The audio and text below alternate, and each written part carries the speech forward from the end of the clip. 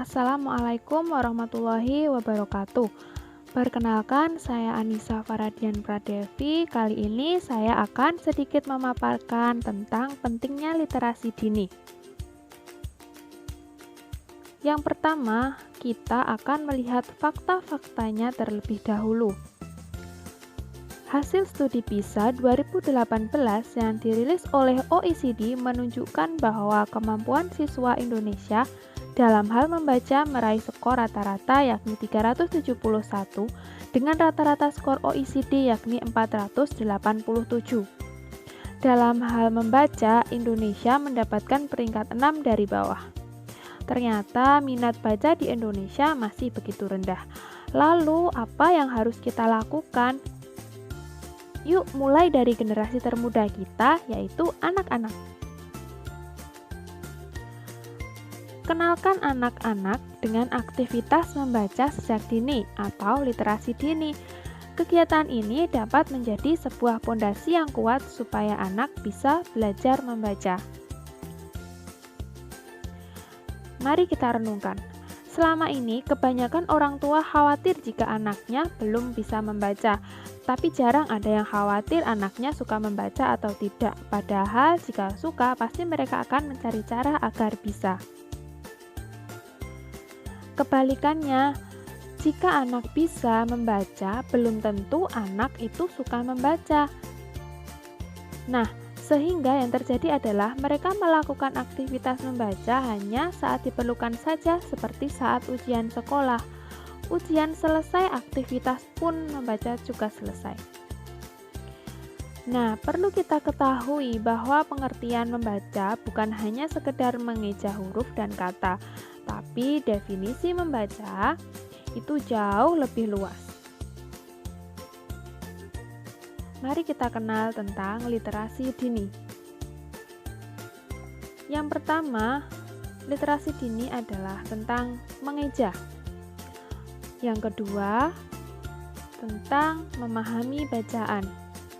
Yang ketiga, tentang menulis. Dan yang terakhir, mengenali alfabet dan suku kata. Bagaimana memantik anak supaya tertarik dengan buku? Yang pertama, anak membaca secara teratur. Tersedia berbagai materi cetak di rumah. Lalu, kertas dan pensil mudah dijangkau anak. Selanjutnya, orang tua banyak memberikan pengalaman literasi pada anak. Nah, tahu tidak? Salah satu cara terbaik untuk memulai perjalanan literasi pada anak adalah dengan melakukan read aloud atau membaca nyaring. Mengapa read aloud? Karena aktivitas ini dapat dilakukan sejak anak belum lahir. Orang tua hanya perlu membacakan buku dengan bersuara. Nah, melalui hal ini, pengalaman pertama anak terhadap buku akan terasa menyenangkan. Manfaat read aloud. Yang pertama, memberikan stimulasi pada perkembangan otak anak, membangun simpanan kosakata pada anak, meningkatkan rentang perhatian dan kemampuan mengingat, membangun kebiasaan anak berinteraksi dengan media cetak, memberikan kesan menyenangkan terhadap aktivitas membaca, meningkatkan kualitas interaksi antara orang tua dan anak, dan menampilkan figur yang bisa jadi role model dalam membaca. Nah, mari kita perhatikan kolam-kolam ini.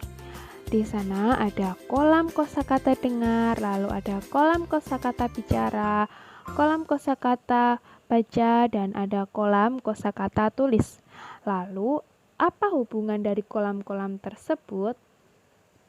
Nah, ibarat seperti kolam, ketika kolam kosakata dengar itu terisi penuh, maka akan mengaliri kolam kosakata bicara, baca, dan tulis.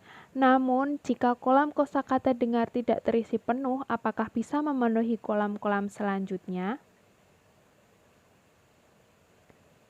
Nah, proses yang terjadi pada otak anak melalui kegiatan read aloud. Pertama, ayah ibu membacakan cerita, lalu anak memperoleh kosakata dengar. Kosakata dengar anak dipenuhi dengan berbagai huruf, fonem, kata, dan lainnya. Anak menggunakan kosakata dengarnya sebagai modal dasar untuk bicara. Semua ini akan menjadi pondasi paling penting untuk kemampuan anak agar dapat bicara, membaca, dan lainnya.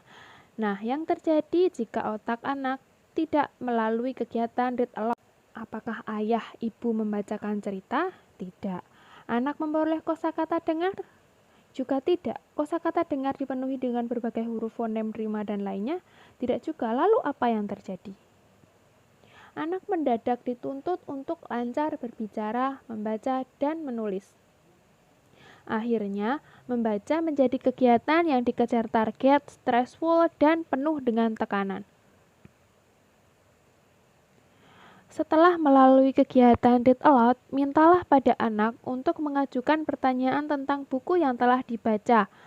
Namun, jika tidak ada pertanyaan muncul, silakan ayah ibu mengajukan pertanyaan tentang buku. Misalnya tentang tokoh, setting, alur, dan lainnya. Mintalah anak menceritakan dengan bahasanya sendiri. Berikut ini ada kata-kata bijak dari Rosi Setiawan. Membaca nyaring tujuannya bukan untuk menyelesaikan suatu buku, melainkan untuk menikmati prosesnya.